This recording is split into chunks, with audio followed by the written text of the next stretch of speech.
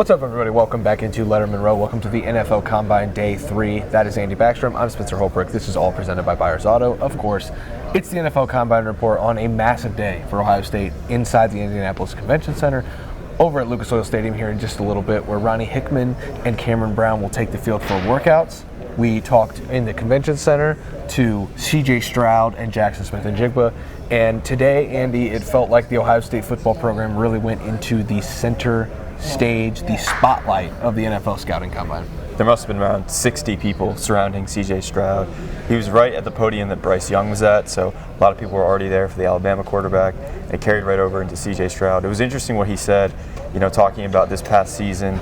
And he always mentions, not beating Michigan, not having that national championship. And it feels like that really is a burden on him, that he wants to prove people still that he can be a top-end quarterback.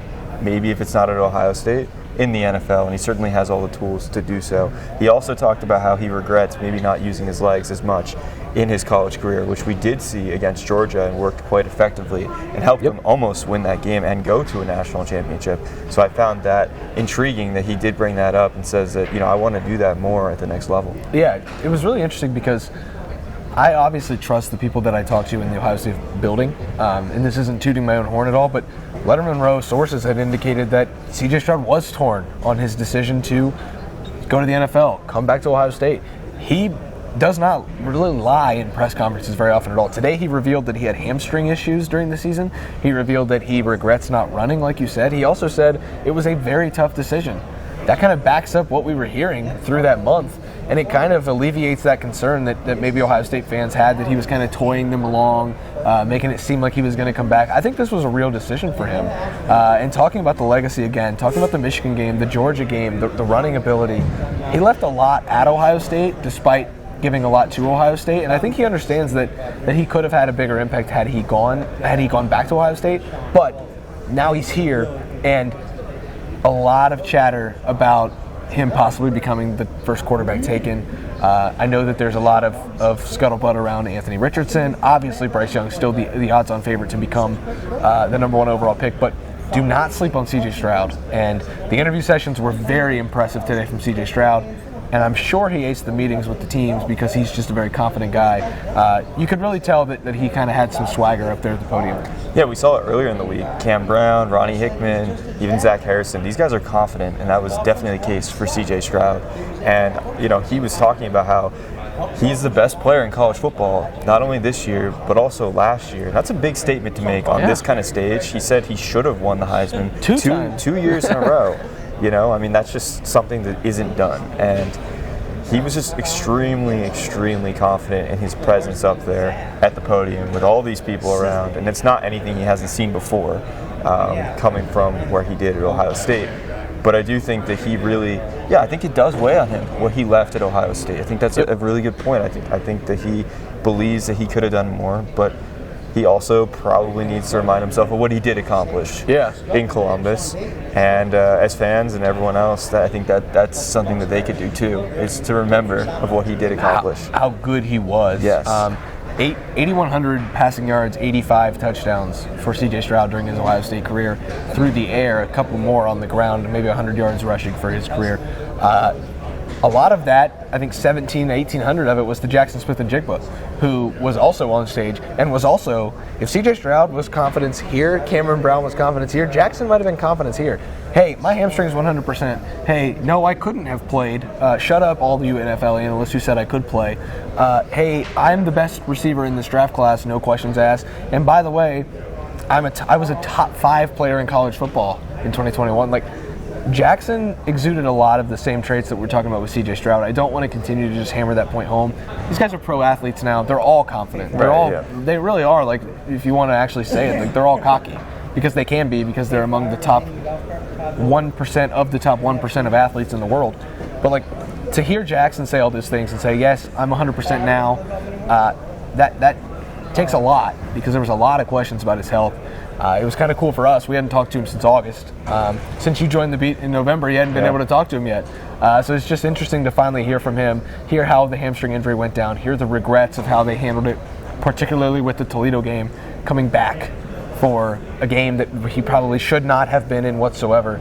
To hear Jaxon Smith-Njigba talk today was pretty eye-opening. Yeah, patience is what he talked about. He needs to be more patient, and with that injury, it seemed like it was rushed initially. Goes down with the injury against Notre Dame, and then only 2 weeks later is trying to play against Toledo. Goes 23 snaps, and that's it. And then you see him again week 8 after the bye against Iowa, lasts 22 snaps, again tweak, nagging hamstring, keeps him out pretty much all that year, and then eventually ruled out for the college football playoff.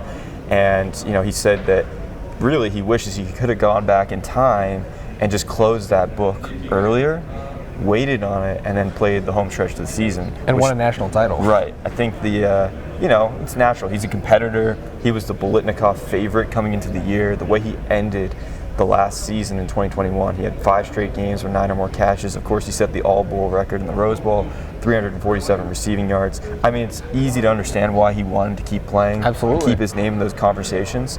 But in hindsight, he seems to believe, yes, should have taken it with maybe some more caution, been more patient, and waited for later in the season.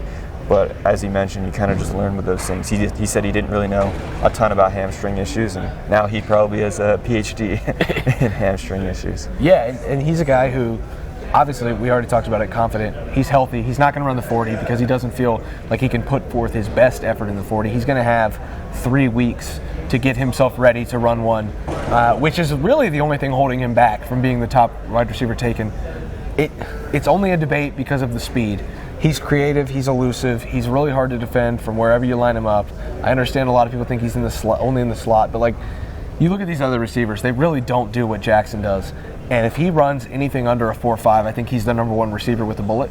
So it's really about that speed, and there's no reason to, again, not have patience and rush back into a 40-yard dash you're not comfortable with, run a bad time, and then miss out on being the first receiver taken. So I kind of understand it. He's going to run a lot of routes. He's going to be tested with that hamstring tomorrow over in Lucas Oil Stadium, and I think he's going to do well. You just won't see him run the 40 until a few weeks from now in Columbus at Pro Day. Yeah, and he was in the slot at Ohio State because you got 2 other guys, and Garrett Wilson and Chris Olave, who are pretty darn good. And I think that's a lot of times what people get confused about when they're looking at college tape and they're trying to evaluate for the NFL. Sometimes guys are in positions they're in because of the talent that's around them in college. That's not to say you can't play outside. Everyone that's watched Ohio State knows that. So, yeah, really interested to see where he goes in this draft. I think there's going to be some teams that are really high on him. There's probably others that are going to be a little bit more cautious. But overall, I mean, that talent oozes. And he talked about the creativity. That's the thing that separates him from other receivers, creativity and route running. And he talked about Devontae Adams, Cooper Kupp, even Stephon Diggs he highlighted as guys who over-exaggerate their routes. And he really said that that's something he tries to do in his route running. And that's what Ronnie Hickman said, too, the other day, that's what really makes him hard to cover. It's kind of crazy, Andy, because we talk about CJ and Jaxon individually. We talk about them together because they connected on so many different levels of an offense, and off the field throughout their time at Ohio State. But we don't really talk about them in the scope of like the brotherhood that's so almost cliche, but cliches are only cliches because they're real. And like you could really see the brotherhood of Ohio State on full display so far this week, and you're going to see it again tomorrow with the offensive line. You had Ronnie Hickman and Cameron Brown talk about rooming together, feeling more comfortable together. Then today we talk about CJ and Jaxon. Obviously, the history and the rapport on the field is one thing, but they both went to bat for Justin Fields. I'd be remiss if I didn't bring this up. Like CJ Stroud had the quote of the day, and it was, "He ain't no damn running back. He's a quarterback, and he can sling that rock." Like, he didn't have to say that about Justin. Somebody asked him if he would be okay getting drafted by the Bears #1 overall, and he said, "No, that's Justin's team. I want to go make my own legacy. Don't talk to me about Justin's team." Like, he doesn't have to do that. He could have said, like, it would be an honor to play for the Bears.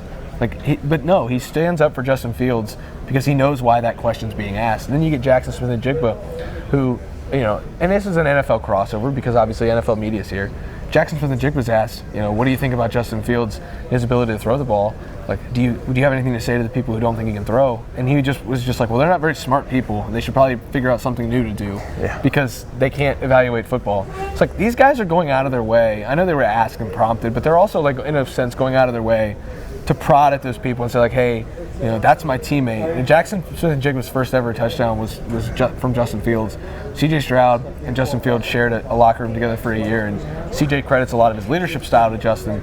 I just thought that was a really cool moment or two moments there for both of them to be able to stand up for Justin in front of a lot of NFL media that is still chirping about whether Justin's going to be a good quarterback. I thought it was cool. Yeah, they didn't have to do that at all. No. Yeah, you could easily just say, focus on now, here, my journey, and they didn't, and I think that is pretty cool. And also just, you see that often with a program like Ohio State at a combine. You're sending year in year after 8 guys, 9 guys, 10 guys, and it is that brotherhood even here when you come into this big environment with so many people, so much coverage, and it is kind of nice to have a familiar face, a teammate that you can kind of rely on in this process where there is a lot of weirdness.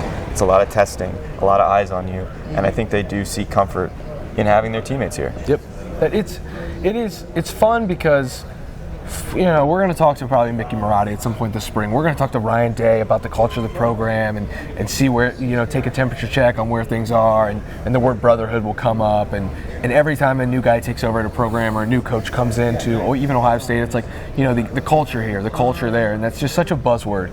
Like, you see it in action, like on the biggest stage when there's flashing lights and NFL Network and ESPN all want to talk to these guys and they're going to bat for Justin. I just thought that was pretty telling of where the culture of the program is at a time where there's a lot of questions about the program. I don't think you can really question the culture here.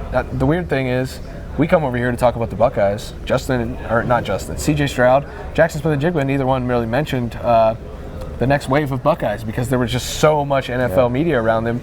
Didn't really get a chance to talk to him about that. Hoping to do that a little bit with Luke Whippler, with DeJuan Jones, with Paris Johnson tomorrow. But before that, real quick, Andy, Cameron Brown, Ronnie Hickman. Cameron Brown wants to run a 4.2. Ronnie Hickman really wants to impress this evening.